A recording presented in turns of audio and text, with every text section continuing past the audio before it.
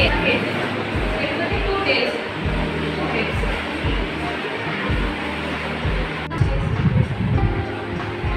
By the time she had been as usual, our skills are communication. But then the rain matched up. Communication arranged up. They had better work. And also techniques. These are the examples of non-metals and these are the examples of metals. Learn about the properties of metals.